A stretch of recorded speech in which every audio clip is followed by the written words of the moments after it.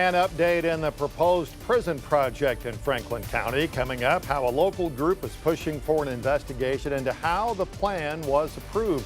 And an expansion is underway for an affordable housing initiative in Fort Smith, how it's going to help the city tackle homelessness. Thanks for joining us for your 5 News at 10. I'm Darren Bobb.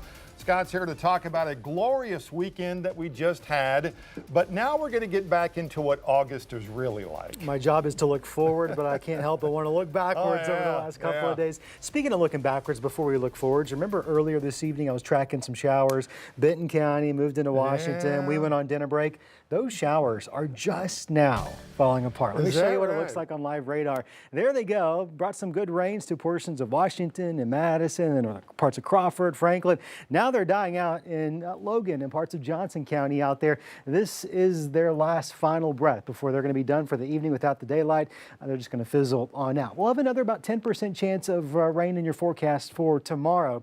We're waking up tomorrow morning, upper 60s in places such as Fayetteville, Huntsville, maybe down into the low to mid 60s out there. Upper 60s, low 70s across the river valley. So it'll feel a lot like it did out there today.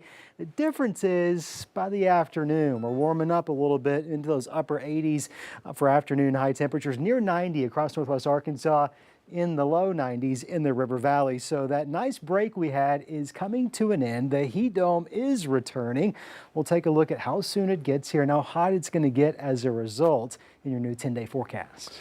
All right, Scott, thanks. A local group that's been dead set against the state's plan to build that new prison in Franklin County is upping its effort. 5 News reporter Claire Erebach is here now. And Claire, you spoke with a nonprofit. What's it doing now to keep these plans at bay? Yes, Darren, today I talked to the group Gravel and Grit, a nonprofit created in March to specifically oppose the planned Franklin County prison. And on July 23rd, several members submitted a formal complaint to the Arkansas Joint Performance Review Committee requesting a full investigation into how this prison plan was approved. Here is why. Gravel and Grit say it used the Freedom of Information Act to look into the state's decision-making process for the project, but leaders say what they found did not match what the state was saying publicly. We're seeing 2 different stories here. We're seeing what the state is telling people and the general public, and then we're seeing what they're telling each other behind the scenes via our FOIA requests, and they're completely conflicting ideas. Gravel and Grit director Adam Watson says their research raised concerns, including how quickly the site was chosen after an intern found the property online, and more recently, whether the land has enough water to support a facility of that size. You have the governor put out an 864-page quote-unquote survey, which in and of itself notes that it's preliminary and that more studies are needed. But then a month later, come to find out, they drill test wells and there's no water available at the property. That's why Gravel and Grit is pushing for a formal investigation. The Arkansas Joint Performance Review Committee, according to its mission statement, investigates problem areas within state government operations. Watson says this is not the right location for the prison. And if we are going to spend this kind of money on our correction system, there's better places and more efficient places to spend these dollars that address the roots of the problems that we're having, as opposed to just infinitely building more beds. He also emphasizes the impact on local families and says it's unreasonable for multiple residents to live so close to a large prison facility. There's no reasonable scenario in which it seems proper for the state to just decide that all of the sudden, 605 families should have to live within 5 miles of one of the biggest carceral facilities in the United States. And 29 of those families are going to have to share a razor wire fence with it. That's never appropriate. Not in Arkansas, not in the United States. Most importantly, Gravel and Grit wants to ensure all facts are fully disclosed so the community can make informed decisions. We want to get the answers that we are missing so that the full story can get out there. From an objective standpoint, this site makes no sense for a property of this size. The facts speak for themselves in this case. All we want is for all of the facts to come out and for people to be able to make a decision based on those facts. Gravel and Grit also created an online petition in addition to the formal complaint, which now has nearly 700 signatures. It will be open for signing through Wednesday and then sent to the Joint Performance Review. We also reached out to the Arkansas Department of Corrections, who said they have no comment. Claire Everbach, 5 News. All right, Claire, thanks. A federal judge late this afternoon temporarily putting a stop to a new law in Arkansas that was supposed to start tomorrow. That law would have required all public elementary and secondary schools to prominently display the 10 Commandments in every classroom and library. A group of Fayetteville parents filed suit claiming it violates long-standing U.S. Supreme Court precedent and U.S. Constitution's First Amendment. The judge agreed, ruling it is, quote, plainly unconstitutional. The arraignment for the suspect in the double homicide at Devil's Den State Park has been moved up by 11 days. Andrew McGann will now go before a judge August 14. The judge's order states the court found good cause to reset the arraignment. The new hearing is set for now 8 o'clock that morning at the Washington County Detention Center in Fayetteville. Meanwhile, the man who shot and killed 4 people and injured several others at a grocery store in Fordyce, Arkansas, will stay behind bars for the rest of his life. Travis Posey was sentenced today at the Ouachita County Courthouse in Camden. He was sentenced to 4 life terms without parole and 11 terms of 20 years. Posey walked into the Mad Butcher grocery store in Fordyce armed with a 12-gauge shotgun and extra ammunition. Today, 15 people gave an impact statement during the sentencing. One of those was Casey Harbor, who was working the cash register during this tragedy. My first time seeing him was when he pointed the gun at me the first time. He shot at me 3 times that day, and he got me the last time. I'm happy that he's never going to be on the street again. That's what matters the most. Posey avoided a death sentence despite some victims and their families saying that they wanted it. Gas prices in Arkansas have fallen more than 4 cents in the past week. That according to a survey by Gas Buddy of more than 1,800 gas stations in the state.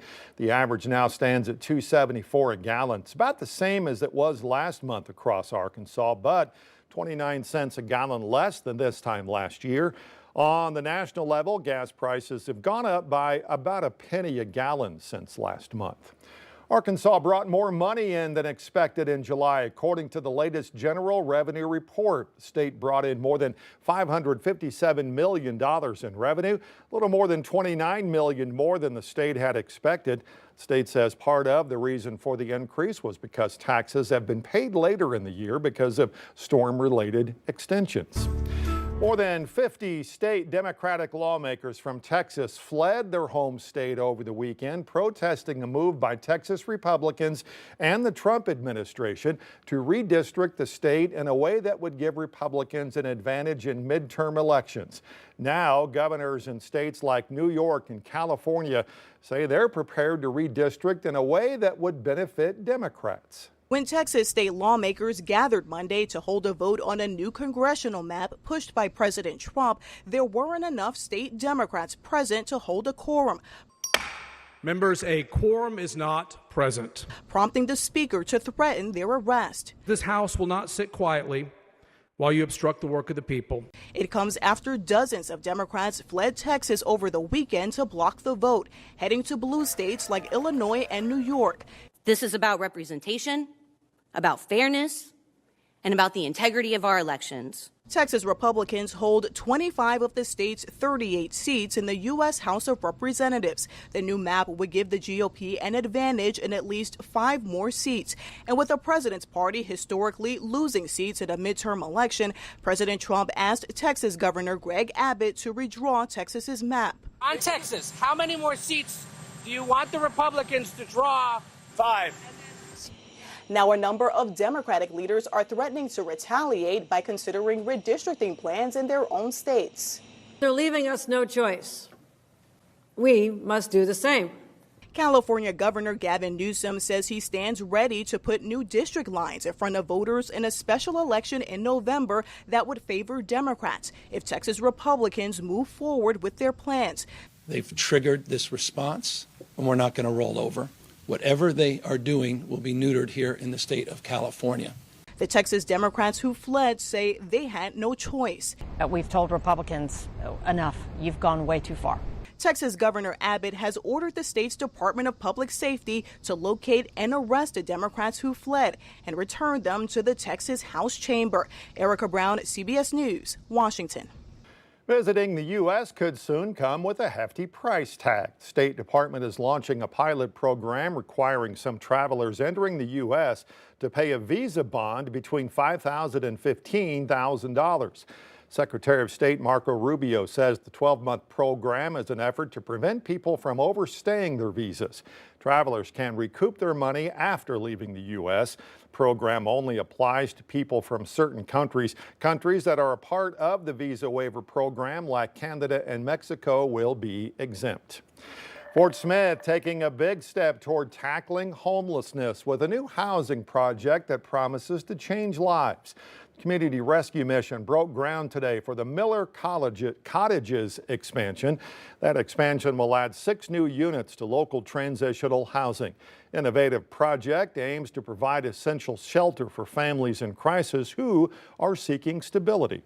The construction will start tomorrow, and so I'm hopeful that a year from now we will have them fully built and have our families moving in, if not already moved in. Project includes 3 duplexes and a 3-bedroom unit. It's also fully funded to ensure low rent and utilities. Community Rescue Mission expects the units to be complete in about 10 months.